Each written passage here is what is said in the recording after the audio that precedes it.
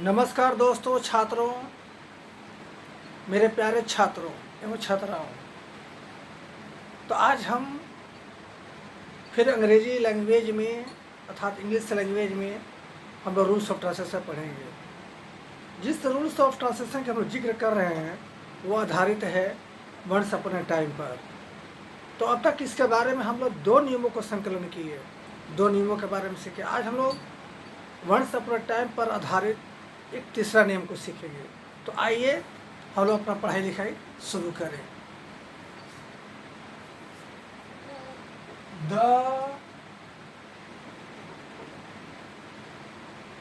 Rule of translation, कौन सा video हुआ वो?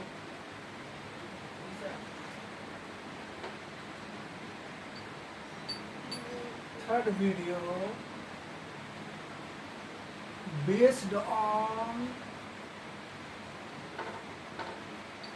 Once upon a time.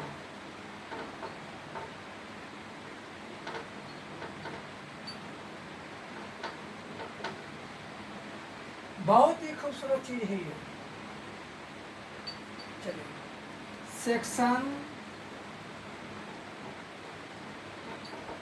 C, there are such some sentences of Hindi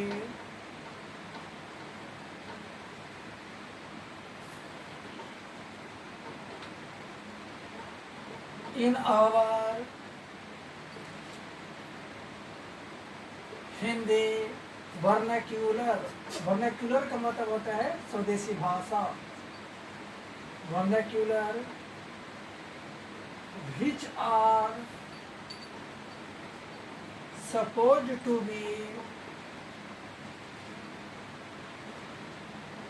affirmative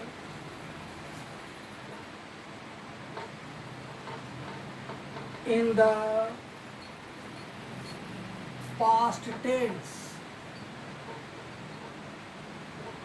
Generally they do have two parts.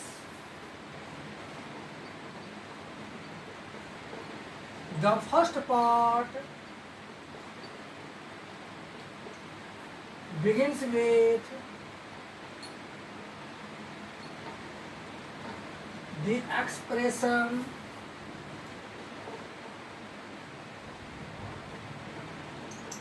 एक समय की बात है।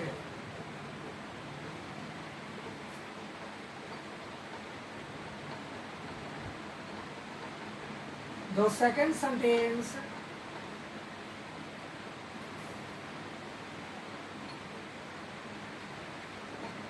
begins with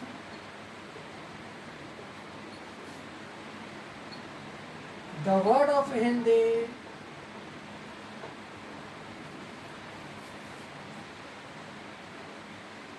like a, followed by the verb form tha, the, the in the given second sentence. We find a similar common noun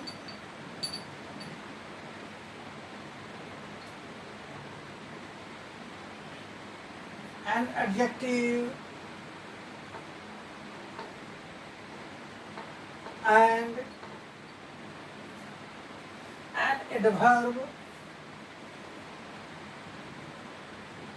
of Hindi बहुत। We can translate as follows।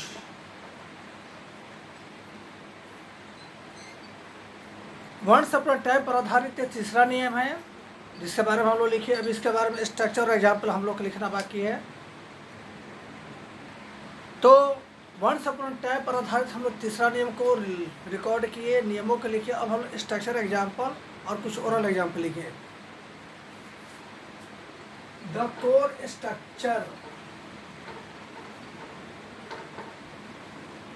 इसका मतलब होता है प्रधान बनावट।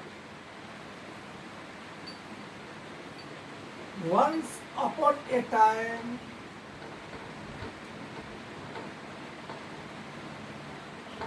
Plus there plus was plus a plus very plus adjective plus singular common noun. चलिए, तो हो गया स्ट्रक्चर। अब हम लोग जूम बिस्पिल लेंगे। जूम बिस्पिल का मतलब होता है एग्जाम्पल। ये आपका जर्मन भाषा का शब्द है।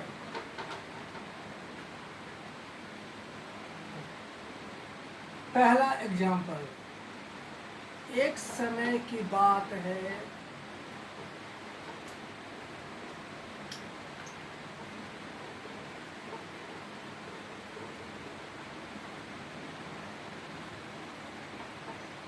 एक बहुत घमंडी राजकुमारी थी।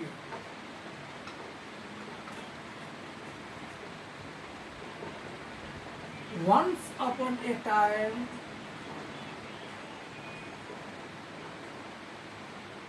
there was a very haughty, H-A-U-G-S-T-Y, haughty को मतलब है घमंडी, प्रिंसेस। अगला है, एक समय की बात है,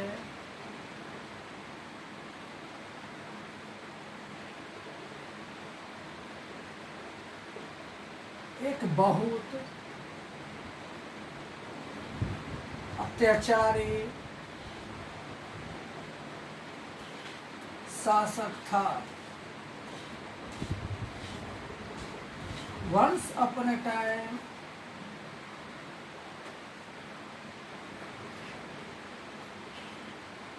there was a very oppressive ruler। अगला एग्जाम्पल है, एक समय की बात है,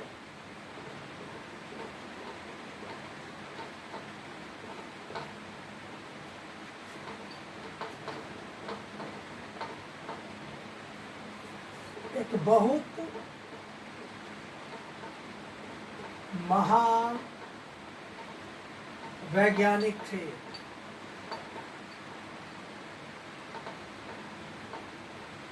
Once upon a time, there was a very glorious का मतलब होता है महान, साइंटिस्ट। एक और एग्जाम्पल लेते हैं हम लोग। एक समय की बात है,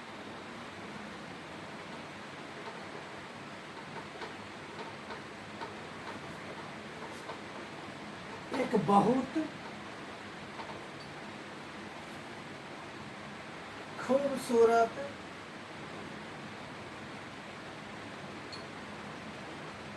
अभिनेत्री थी।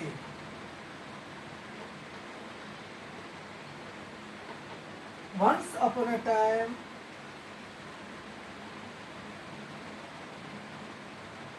there was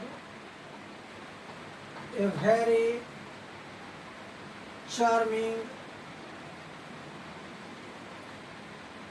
actress। अब इसको हम समझेंगे। हमारे हिंदी बोलचाल की भाषा में हिंदी के बहुत से वाक्य होते हैं जो कि माना जाता है कि अफर्मेटिव होते हैं और वाक्य भूतकाल का होता है। वाक्य के दो भाग होते हैं। वाक्य के पहले भाग में लिखा रहता है, बोला जाता है एक समय की बात है, दूसरा का वाक्य की शुरुआत हिंदी के शब्द एक से होती है और अंत में क्रिया के रूप में था थे थी लगा रहता है। एक और था थे थी के बीच में अर्थात दूसरा वाक्य में हमें 3 शब्द देखने को मिलता है। एक सिंगुलर कॉमन नाउन जिससे का निश्चित कर्ता का बोध होता है, एक विशेषण का शब्द जो कि उस नाउन को आकर विशेषता बताता है, और एक हिंदी का क्रिया विशेषण बहुत जो कि विशेषण की विशेषता बताने के लिए आता है। तो ऐसे वाक्यों को बनाने के लिए क्या करेंगे? सबसे पहले पहला वाक्य को बनाएंगे तो लिखेंगे वंस अपॉन ए टाइम। दूसरा वाक्य को बनाएंगे तो चुपचाप एकदम आराम से लिखेंगे देयर वाज ए वेरी। इसमें ए और एन के प्रयोग करने का कोई झंझट ही नहीं है, क्योंकि वेरी शब्द जो एडवर्ब है जिसकी शुरुआत अंग्रेजी के कॉन्सोनेंट भी से है और इसके पहले ए ही लगेगा तो एन होने का सवाल ही नहीं उठता। तो एकदम आराम से इजीली लिखेंगे देयर वाज ए वेरी। उसके बाद एडजेक्टिव को लिखेंगे, एडजेक्टिव को लिखने के बाद नाउन को लिख देंगे। जैसे एक ओरल सेंटेंस बोल रहे हैं, एक समय की बात है एक बहुत ईमानदार राष्ट्रपति थे। Once upon a time there was a very honest president. एक समय की बात है एक बहुत बेईमान प्रधानमंत्री था। Once upon a time there was a very dishonest prime minister. एक और एग्जाम्पल लेते हैं, एक समय की बात है एक बहुत गंभीर राजकुमारी थी। Once upon a time there was a very grave princess. अच्छा, once upon a time there was a very serious princess. तो अगले वीडियो में हम लोग वंस अपॉन अ टाइम से संबंधित चौथा नियम को संकलन करेंगे। तब तक के लिए नमस्कार, अलविदा, खब सब्बा खैर, राधे।